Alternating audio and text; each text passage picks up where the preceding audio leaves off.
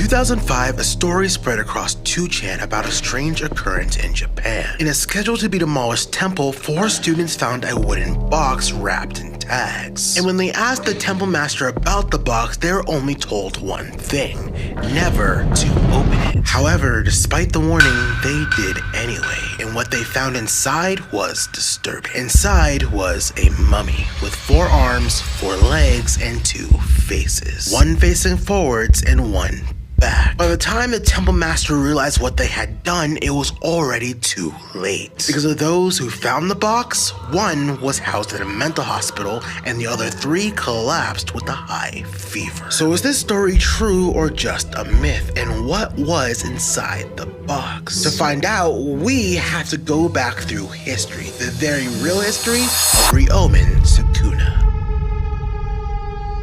You see, throughout history, Ryomen's name has been mentioned many times, dating back to 720 AD. And in most of the tales you read, Ryomen is described as a 10-foot Japanese yokai demon, capable of wielding a bow, arrow, and swords all at once with superhuman strength. Because no matter the story, he's always had the following: 4 arms, 4 legs, and 2 faces. One facing forward and one back. Sound familiar? And the story doesn't end there. According to the Chronicles of Japan, Sukuna was labeled as a rebel who refused to bow to the imperial seat, casting him as a murderer who killed thousands upon thousands, who was only stopped when the emperor sent his shogun to end his life. But I know what you're thinking. 1, how does a man like that exist? And 2, how does a lonely shogun take out a demon like that? Well, originally he didn't exist. At least not in this monster's form. Because if you travel back even further than 720 AD,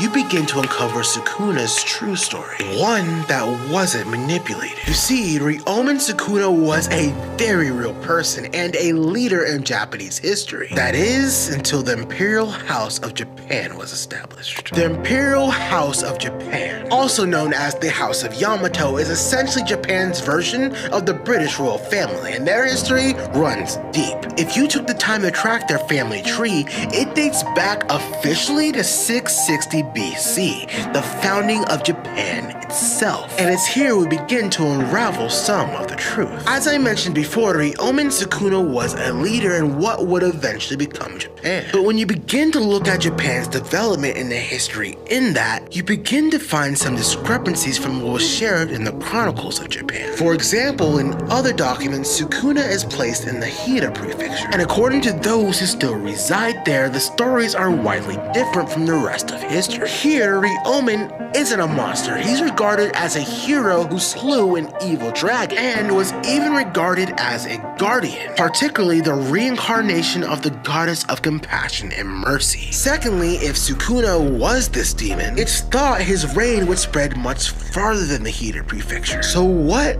actually happened here? Well, like all tales regarding the rise and fall of empires, a power shift was required to form Japan. A shift from Sukuna to the House of Yamato. And to do so, once the house began to conquer what would become Japan, a plan was concocted and set in place to smear Sukuna. Label him as a rebel, a bandit, a demon whose only purpose is destruction, which is the Sukuna we know today. Or now, Ryomen Sukuna. Ryomen meaning two-faced, which aligns with the contradicting stories. Now, after the smear campaign, there isn't much left said about Ryomen except that his life was taken by a shogun. But the question we need to be asking is, what does this all have to do with that box? What does Ryomen have to do with this box? Well, something I want you to think about is curses. In the world of Jujutsu Kaisen, actions like what the House of Yamato did to Ryomen would create mass fear. And we know that fear on that scale creates special grade curses. We also know that in Jujutsu Kaisen, just like in the real world, Sukuna was once a human and then became a curse. So based on the actions of the House of Yamato, could Sukuna have become a curse? Because there's one detail I didn't tell you about the box found in 2005. Those tags wrapped around the box contained a message. A message confirming that sealed within that box were Sukuna's remains. And this is where things get strange and a little bit cursy. We don't don't know the exact date Ryomen Sukuna passed away, but according to this lore, he ended up in this box. And according to the son of the temple master, that is the case. Kinda. You see, in the 19th century, a man named Mononobe Tengoku bought conjoined twins at a circus, and then proceeded to lock them into a room full of people with other deformities. What you need to know about Tengoku is that he was a cult leader, and I don't think I need to say any more about that. They do some crazy things. But his reasoning for purchasing the twins is what we need to look at. According to his words, they reminded him of an asura, or a demon. And to test if these twins were a demon, locked him into that room to see who or what would be the last thing standing. And to his hopes, it was the twins, whose prize was twist. Tengoku proceeded to starve the twins, mummified them, placed them into a box, and dubbed them Ryomen Sukuna, the demon or hero of legend which became the symbol of the cult. Wait a minute, this means that the Ryomen Sukuna of 770 AD isn't in that box, right? Technically, that is correct. According to this story, the body inside the box was someone else dubbed Ryomen Sukuna, not actually Ryomen Sukuna. So the case should be closed, right? The myth should be just a myth?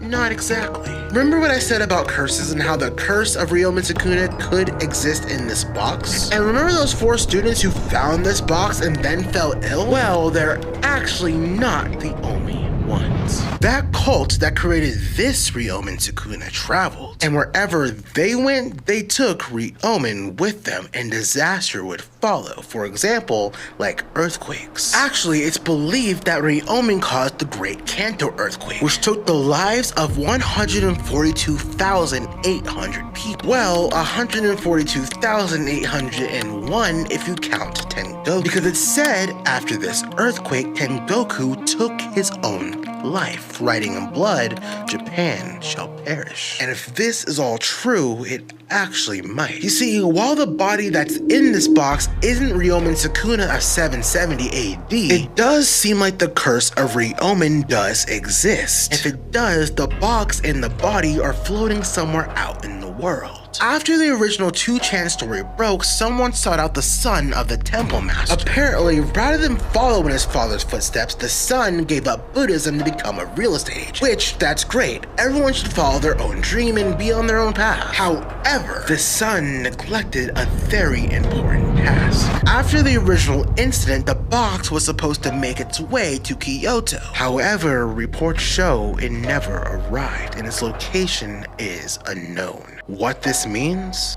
Somewhere in this world lies Ryomen Sukuna's tomb, waiting for someone curious enough to take a peek inside. So if you come across a box wrapped in tags, do not open it. You might just curse yourself, and more importantly, the world. Or is it just a myth? I guess we won't know till it's too late.